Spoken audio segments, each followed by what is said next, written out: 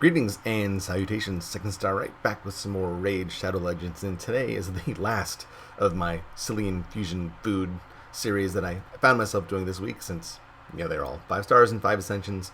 Might as well make a video of them in live fire situations before casting them through the portal, sacrificing them to the Dark Ones, and getting a Cillian in return. So today we'll go over Suwai Firstborn. She is a attack champion from the Barbarian clan, and like all barbarians, and I may say this ad nauseum, but the Barbarian clan is just so awesomely designed.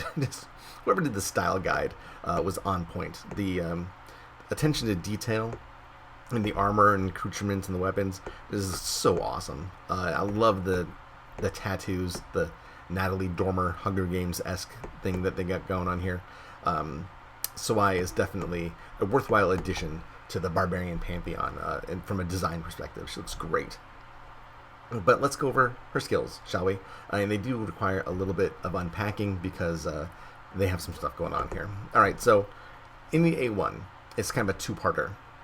Attacks one enemy, has a 45% chance of placing a block buffs debuff for 2 turns. And then places a 50% increased attack buff and a 30% increased crit rate buff on the champion for 2 turns if the attack kills an enemy. So she attacks, does damage, applies the debuff, and then if that enemy is killed, she gets an increased crit rate, for the next turn. So a little bit of delayed gratification after you kill someone, but is what it is. That is the A1. You can contrast that with the A3. We'll skip the A2 for now. We'll get back to it. The A3 attacks an enemy and has a 50% chance of placing a weaken, 25% weaken, the big one, debuff for 2 turns. So before she does her damage, she puts on the weaken, which is nice. And there's only 50% chance, but you can get that up to 75% chance and get the turns down from 5 to 4 with the investment of 6 books. Unfortunately, that's kind of the new normal with the newer champions. They all require more books than we're kind of used to seeing us old timers. All right, let's go into Utter Rampage, which is our A2. All right, and this is the one that requires a little bit of explanation. 4-turn cooldown. They can get down to 3 turns, but attacks an enemy and then AoEs with a second hit if the attack is critical. The caveat is the hit deals 60% of the damage inflicted from the first hit, and the attack will always be a normal hit. So your AoE is always going to be, red numbers, non-crits, and it's going to be 60% of the damage from the first hit. And even that has a bit more detail into it, which we'll go in later as we look at the actual numbers that puts out. Okay, so those are her skills. Masteries, I did, of course, the Tier 1 and Tier 2. It's 100 scrolls, no big deal. For the extra crit rate, the extra attack, and extra accuracy. And you do want a little bit of accuracy on this champion because she does have 2 skills that focus on it. Okay, so obviously I have her in a crit, and then I have her in a broken set here for attack and crit damage on the gloves. These are my only 6-star crit damage gloves that I have in my inventory, so they are going to get a lot of use as I swap them around. Okay, total stats. In here, it seems to be like a threshold. 18,000 hit points is my survivability and 1,200 defense for the level 15 content in the team composition that I'm running. If you saw my Necro Hunter video, I had to put a hit point chest on him because I just couldn't keep him alive. I was able to put the attack chest on her, so she does do a little bit more damage. We have her at 159 speed, which works out in my composition, the 2,500 damage.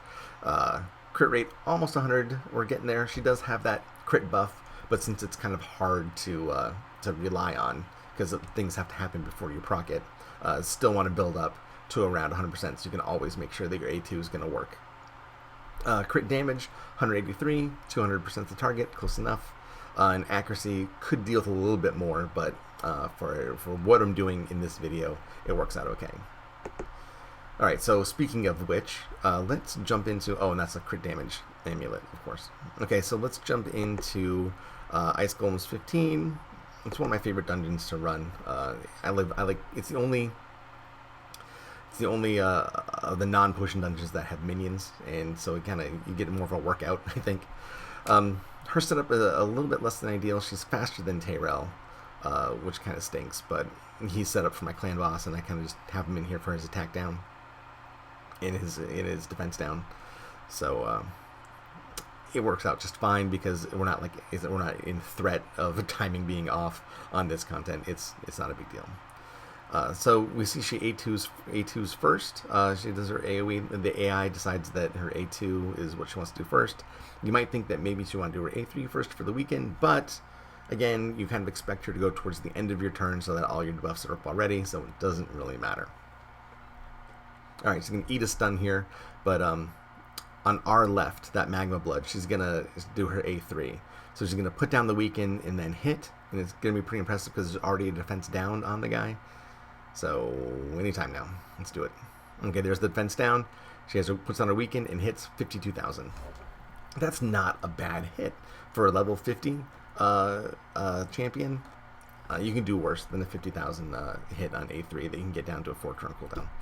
Right, and then her A2 it does pretty decent damage too. Even if it doesn't look it, I mean, she'll hit for like 25,000, and it might not seem like a lot, but let's go into what that actually looks like.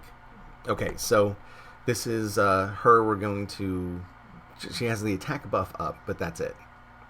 There's no debuffs on the champions, so she's going to A2, and we'll see what it looks like. So 26,000, 25,000, 26,000, and then she AoEs for between, like, say, 5 and 8 on everyone else.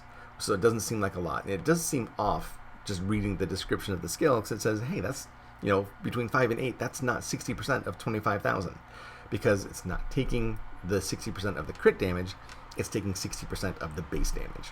It doesn't specify that in the skill, but since if you add all this up, that is a 60,000 hit. That's 60 to 60,000 damage with her A2. That could be on a 3-turn cooldown. So you can see that if it took 60% of the crit damage, that'd be really OP. So that's why they've scaled it down like that, and that's why it reads like that. When you read the skill, you think it's totally gimped, but in practice, it's actually not that bad. Alright, so what if we have a Dracomorph instead of Tyrell, who puts a defense down in the weaken? Then things get a bit more impressive. Okay, Gorgreb's going to give her an attack up, so she's going to have an attack up, a weaken, and a defense down. Kind of an ideal scenario here for her A2. Let's go hit, and let's see what happens here. Okay, now it's a 40,000 hit, and between a 16 and 20,000 hits everywhere else. That's 128,000 K on her A2. That's nothing to sneeze at for a level 50 champion. I like it. I like that a lot. So let's look again. This is her total damage output with Tyrell as lead, not as Dracomorph. With Tyrell as lead, putting his attack down, it helps survivability so much. It can't really be underestimated. I can run this dungeon with Dracomorph in place of Tyrell. You know, have Apothecary as a lead to get the the group defense aura, but the damage output is actually very similar because what we do is we lose the survivability. Gorgrab can't keep up with the heals and the revives for Suwai, and he dies. Suwai dies. We finished the level with 3 champions, so Suwai's we lose like the last 2 minutes or so of Suwai's damage output. So your damage output is the same with Dracomorph or with Tyrell, so it doesn't really matter. And you'll see that this is equivalent to Jingle Hunter. He did around the same damage. Maybe he did a little bit more. So just for perspective, just keep that in mind. That's her kind of damage output with this kind of composition, with these kind of stats. It's not bad. She is a pretty fun champion. I was surprised when I was reading her skills. I was unimpressed because you just don't know how that's actually going to manifest until you see it, in action for yourself. That's kind of my philosophy. I did run her also in Arena, if I can find that.